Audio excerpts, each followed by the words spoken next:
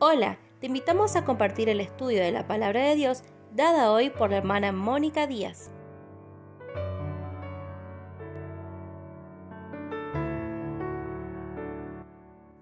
Perfil profético del tiempo del fin según Zacarías. Profecía de Zacarías. Consideremos la segunda división de la profecía de Zacarías denominada las profecías del día, que va del capítulo 7 al 14. Consideremos el tema del derrocamiento o la caída de las potencias mundiales vistas en el capítulo 9. Leeremos Zacarías capítulo 9, verso 1. La profecía de la palabra de Jehová está contra la tierra de Adrac y sobre Damasco, porque a Jehová deben mirar los ojos de los hombres y de todas las tribus de Israel.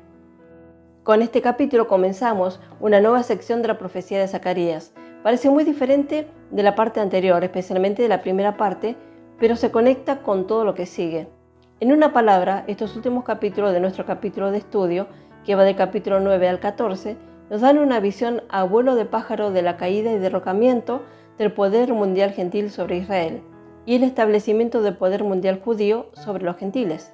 Los capítulos 9 al 11 nos dan los hechos relacionados con la humillación de los gentiles y el derrocamiento de sus reinos y el poder, mientras que los capítulos 12 al 14 nos muestran el juicio que precede a tal consumación, a través del cual deben pasar los judíos para ser tamizados y purificados antes de que estén listos para su gran exaltación y renombre. La gloria seguirá al sufrimiento, la corona seguirá a la cruz. Siempre es la forma en que Dios trata con la humanidad.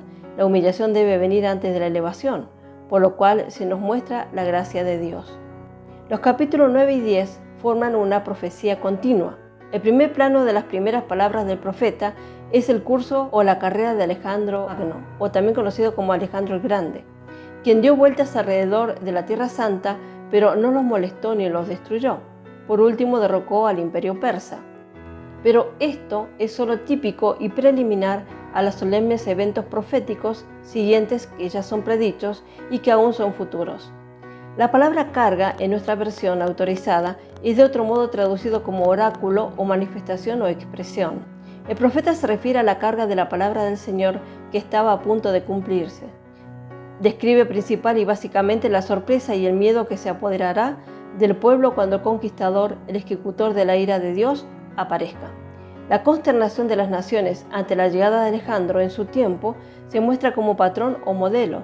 Cuando Adrac y Damasco, representantes de las ciudades o países de los últimos días, sean visitados por la ira de Dios, las naciones van a temblar. Significará el principio del fin. No habrá más tiempos, no habrá más demoras. Habrá llegado el día de la ira de Dios y todos los ojos estarán dirigidos hacia Él. Por fin se darán cuenta de que sus juicios vienen de acuerdo con las advertencias solemnes de las Escrituras. Los ojos de las tribus de Israel se refieren particularmente a esta referencia porque en la época de Alejandro tenían motivos especiales para temerle, ya que el sumo sacerdote, por un sentido de lealtad al monarca persa, se negó a reconocer al conquistador macedonio. Pero, como se ha insinuado, ese primer plano se fusiona con el futuro tiempo cuando los ojos de todos los hombres se dirijan hacia el león de la tribu de Judá, aquel que una vez fue humillado hasta el polvo, llevado como un cordero al matadero, cuyas manos y pies fueron traspasados con clavos y fue colgado en la cruz. Saldrá conquistando y para vencer, y ningún hombre ni diablo podrá entonces decirle no o nada. Leemos en Apocalipsis capítulo 1, verso 7. He aquí que vienen con las nubes, y todo ojo le verá, y lo que le traspasaron, y todos los linajes de la tierra harán lamentación por él. Sí, amén. Adrac es el primer lugar señalado, significa tu cámara privada, sobre que cae la ira de Dios y no reposará hasta que caiga sobre Damasco, que Damasco significa silencioso, es el tejedor de silicio. Según la historia antigua, estas dos ciudades estaban muy juntas. Sin duda son representativos de las ciudades de la actualidad, lugares señalados y destacados que podríamos inferir de los que Dios se vengará. Leemos en Zacarías capítulo 9, verso 2. También Hamat será comprendida en el territorio de Tiro y Sidón, aunque sean muy sabias. Hamat significa el cercado de la ira. Es la siguiente ciudad mencionada, que limita con las dos primeras y estará involucrada en el mismo destino y participará en la ira derramada de un ofendido rey cuyos súbditos se van a rebelar. La geografía de Hamat. Toda la llanura presenta a la vista una apariencia de arenas movedizas, cuya superficie está quebrada por innumerables ondulaciones y colinas bajas. Algunos árboles tamariscos crecen entre las colinas de arena, pero la profundidad de la arena excluye toda vegetación de pasto. La geografía de Tiro significa Tiro, angustiar, también significa una fortaleza rocosa, un bastión rocoso, cuya destrucción por Nabucodonosor se predice aquí era una ciudad de Fenicia, en la orilla del Mediterráneo, 24 millas al sur de Sidón y 32 al norte de Ptolemais. La vieja Tiro fue tomada por Nabucodonosor después de un asedio de 13 años, en el 573 a.C., que destruyó tan completamente que nunca después se elevó más alto que una aldea. Pero antes de eso, los habitantes habían trasladado sus efectos a la isla que luego se hizo tan famosa con el nombre de Tiro, aunque ahora consta solo de unas 800 viviendas. Leemos Amós capítulo 1, verso 9. Así ha dicho Jehová: por 3 pecados de Tiro, y por el cuarto no revocaré su castigo, porque entregaron a todo un pueblo cautivo a Edom, y no se acordaron del pacto de hermanos. Sidón significa cazando o cacería. Tiro era una colonia de los sidonios. Sidón era una ciudad más antigua, aunque menos considerable que Tiro, y es probable que fuera tomada por los caldeos poco después de la destrucción de estos últimos. Posteriormente fue quemado y hasta los cimientos por los propios habitantes. Tiro y Sidón, aunque son muy sabios, están asociados en la misma ruina. Tiro está marcado de una manera especial para su prosperidad material. Tiro significa angustiar, también una fortaleza rocosa y un bastión rocoso, y Sidón significa cazando o cacería. Se edificó una fortaleza y amontonó plata como el polvo y oro fino como el cieno de las calles, pero todo esto no le ayudó en modo alguno a poder escapar. Se dice que en hebreo hay un juego de palabras con la palabra Tiro. Léalo así: Tiro se construyó a sí misma una torre, aunque la palabra usada tiene un significado mucho más amplio que el de torre. Tirus, que significa una fortaleza rocosa, era fiel a su nombre, pero ella no estaba satisfecha con eso. Ella se construyó además una fortaleza, una roca o torre rocosa. Este último sin duda se refiere a la nueva Tiro, que fue construida sobre una isla, y se refiere a los neumáticos nuevos que fue construido sobre esa isla. Esto fue llamado la fortaleza del mar, según dice Isaías 23:4. Y leemos: Avergüénzate, Sidón, porque el mar, la fortaleza del mar, habló, diciendo: Nunca estuve de parto, ni di a luz, ni crié jóvenes, ni levanté vírgenes. Porque aunque pequeña en extensión, estaba rodeada por un muro doble de 150 pies de alto, que era una fortificación tan fuerte que Salmanasar la sitió durante 5 años y Nabucodonosor durante 13, pero ninguno la pudo conquistar. Por lo tanto, confiaba en su fuerza y había demostrado ser invencible una y otra vez. Sus comerciantes eran príncipes y sus traficantes los honorables de la tierra, como dice en Isaías capítulo 23, versos 7 y 8. Verso 7. ¿No era esta vuestra ciudad alegre, con muchos días de antigüedad? Sus pies la llevarán a morar lejos. Verso 8.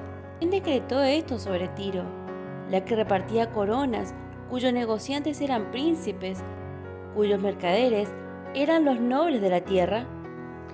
Todas las ciudades antiguas trajeron sus mejores y más selectas cosas y las dejaron a los pies de quien aparecía en la descripción como una reina entronizada sobre el marfil, cubierta de azul púrpura de las islas de Elisa. Vemos la marcha del rey en cumplimiento de la palabra de Dios y leemos en Ezequiel capítulo 27, verso 7. De lino fino bordado de Egipto era tu cortina, para que te sirviese de vela, y azul y púrpura de las costas de Elisa eran tu pabellón. Pero, ¿qué son la fuerza y la sabiduría natural y todos los recursos materiales cuando las naciones se rebelan contra Dios? Así como Alejandro el Grande finalmente destruyó Tiro, después de que ella había permanecido durante siglos la invulnerable ciudad del mar. Considerando este verso de Ezequiel 27, tenemos una descripción más detallada. El júbilo de Tiro por el derrocamiento de Jerusalén parece extraño después de su amistad de tantos años, pero el derribo de los altares de Salomón a Astarte, la diosa Tiria del cielo, que durante 350 años había sido una prenda de buena voluntad entre Jerusalén y Tiro, fue probablemente esta causa. Se puede leer en 2 Reyes capítulo 23. Los celos del lugar comercial de Jerusalén como la puerta del tráfico interior también fueron motivo de su regocijo por su caída. Aja, ella está rota, que era la ciudad de la gente, expresa la situación. Pero Jehová estaba mirando y está escrito: el que se alegra de las calamidades no quedará sin castigo, según dice Proverbios capítulo 17, verso 5. Por lo tanto, leemos la acusación de Jehová de ella. Alejandro el Grande cumplió otra profecía sobre Tiro. Años antes de su misión de destruir esa ciudad orgullosa, Zacarías anunció la aniquilación completa de la ciudad malvada. Tiro se construyó una fortaleza y amontonó plata como el polvo y oro fino como si fueran el lodo de las calles. Y aquí el Señor la echará fuera, herirá su poder en el mar y será devorada por el fuego. Leemos Zacarías capítulo 9, versos 3 y 4. Bien que Tiro se edificó fortaleza y amontonó plata como polvo y oro como lodo de las calles. He aquí el Señor la empobrecerá y herirá en el mar su poderío, y ella será consumida de fuego. Alejandro el Grande fue usado por el Señor para cumplir lo anterior. Quemó la ciudad y literalmente la redujo a cenizas. A medida que estudiamos estas profecías de Ezequiel, continuamente nos enfrentamos a una serie de pruebas que son absolutamente convincentes para cualquiera que desee saber el cumplimiento de las Escrituras. A menudo parece como si las visiones fueran vanas y la profecía olvidada por Jehová debido a la gran demora de su realización. Pero no es así. Dios nunca olvida su palabra, pero hasta ahora no ha tenido prisa. Sus propósitos tienen su debido tiempo para su cumplimiento. Pero cuando el reloj marca la hora, no pierde tiempo en deliberaciones. Hoy es su tiempo ocupado. Él está en un apuro porque muchos de sus propósitos se agolpan para su cumplimiento. El final de una era está sobre nosotros, así como el comienzo de otra. Volviendo a nuestro estudio de Zacarías, vemos el aspecto dispensacional. Así el Señor Jesucristo derribará a su contraparte en el tiempo en que estas cosas se van a cumplir. Leemos Zacarías capítulo 9, verso 4. He aquí el Señor la empobrecerá y herirá en el mar su poderío, y ella será consumida de fuego. Aunque ella con su asociado Sidón, que se ve en el verso 2, es muy fuerte y aparentemente invencible, finalmente se reunirá en su Waterloo. Entonces la carga del juicio continúa y no va a escapar. A continuación se mencionan 4 ciudades filisteas. Leemos en Zacarías capítulo 9, verso 5. Verá Ascalón y temerá, Gaza también, y se dolerá en gran manera, asimismo Ecrón, porque su esperanza será confundida, y perecerá el rey de Gaza, y Ascalón no será habitada. Verso 6. Habitará en Asdod un extranjero, y pondré fin a la soberbia de los filisteos. Hallamos los significados de estos nombres filisteos. Ascalón significa el fuego de la infamia, seré pesado en balanza. Gaza significa ella será fuerte. Ecrón significa desarraigar y Asdod significa despojaré. Estas 4 ciudades fueron sin duda en el camino de la victoriosa marcha de conquista de Alejandro, pero si no, sabemos que sus antitipos de los últimos días no escaparán del juicio de Dios. La historia nos dice que el nombre del rey de Gaza en el momento del asedio de Alejandro o de esa ciudad era Batis. Él era un comandante persa adjunto que suple de la ciudad, que había usurpado una gran autoridad y una posición independiente. Esto es interesante cuando se ven en vista de los eventos del tiempo del fin. Fue asesinado y su muerte fue trágica. Fue atado a un carro con correas en los pies y lo arrastraron por la ciudad. Él es representante de todos aquellos rebeldes del día de Cristo que se atreven a levantarse contra él. Serán atados en su carro y obligados a inclinarse ante su autoridad. Los usurpadores del dominio de Cristo morderán el polvo, como dice el dicho. Los filisteos solían estar orgullosos de su raza, su lugar nacional y probablemente su rostro, o hablando de su ego, pero Dios los derribó. Él humilló su orgullo y hará lo mismo con el filisteo antitípico de los últimos días. El hijo ilegítimo asomaría a la ilegitimidad al no haber nacido de un matrimonio legal, lo cual es visto en un sentido espiritual y esto es muy maravilloso. El filisteo representa al pueblo religioso, al miembro formal de la iglesia que nunca ha nacido de nuevo. De ahí que el hijo ilegítimo enfatice este hecho. Leemos de esto en la carta de Pablo a los Hebreos, Hebreos capítulo 12, versos 7 y 8. Si soportáis la disciplina, Dios os trata como a hijos, porque ¿qué hijo es aquel a quien el Padre no disciplina? Pero si se os deja sin disciplina, de la cual todos han sido participantes, entonces sois bastardos y no hijos. Había algunos de esos personajes allí. Algunos se cree que son hijos ilegítimos. La misma condición se da en la cristiandad en la actualidad. Se cuentan los miembros de la iglesia en lugar de ser parte del cuerpo de Cristo, y se tomará venganza contra el filisteo. Asdod, el saboteador, será echado a perder. La Roma religiosa y política se ve aquí en tipo. Además se hace decir al profeta: quitaré su sangre de su boca y sus abominaciones de entre sus dientes, pero el que quede, él será para nuestro Dios, y él será como gobernador en Judá y Ecrón como Jebuseo. Leemos en Zacarías capítulo 9, verso 7. Quitaré la sangre de su boca y sus abominaciones de entre sus dientes, y quedará también un remanente para nuestro Dios, y serán como capitanes en Judá, y Ecrón será como el Jebuseo. Aquí se nos instruye que incluso el filisteo, el antiguo enemigo declarado de Israel, que sobreviva a los escombros del terrible juicio del notable día del Señor, será limpiado de la depuración, profanación, y luego entrará en el gozo de los judíos. Ellos también pertenecerán a Dios. Algunos de ellos habrán tenido lugares de honor como jefes y gobernadores en Judá, y serán estimados como Jehúes o hijos nativos de Jerusalén. Jebús significa él será hollado o pisado. Fue su nombre entregado en manos de los gentiles. Aquí hay un indicio, sitio Jebuseo. Arauna significa gritaré por alegría, que vivía en medio de los judíos y era considerado uno de ellos. Era un hombre distinguido, un hombre rico, y vendió su era al rey David, que luego se convirtió en el sitio del templo para la morada del gran Dios de Israel. También ofreció presentar los bueyes con el que había estado arando como holocausto y el arado para mantener encendido el fuego, como se ve en 2 de Samuel capítulo 24 verso 22 y en 1 de Crónicas capítulo 21. Leemos en 2 de Samuel capítulo 24 verso 22. Y Arauna dijo a David: tome y ofrezca a mi señor, el rey, lo que bien le pareciere.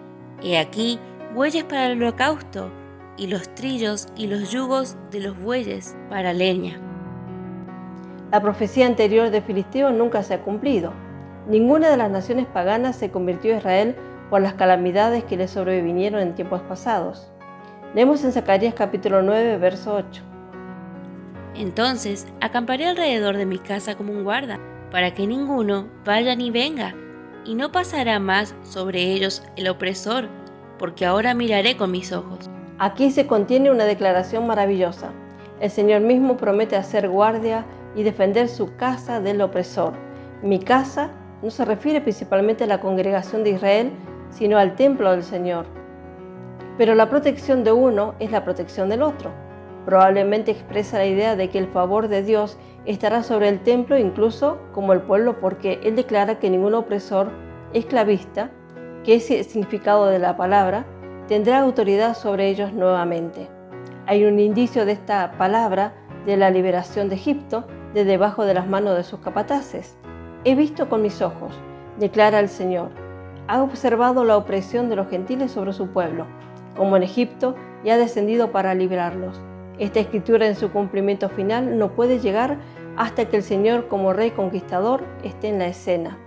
Él vino una vez para liberarlos, como lo muestra el siguiente versículo de nuestro capítulo, pero la gente en su conjunto, hablando del pueblo, rechazó sus tiernos avances y rechazó su gran expiación en la cruz. Este último fue un obstáculo para la nación, pero la piedra que rechazaron los edificadores se convierte en cabeza del ángulo. Él es la piedra angular del gran reino de Dios, de la construcción sobre la tierra. Los judíos nunca podrán tener su lugar hasta que el Mesías sea aceptado y se le dé su lugar. Qué hermosa es la palabra de Dios, que el Señor bendiga ricamente a cada uno.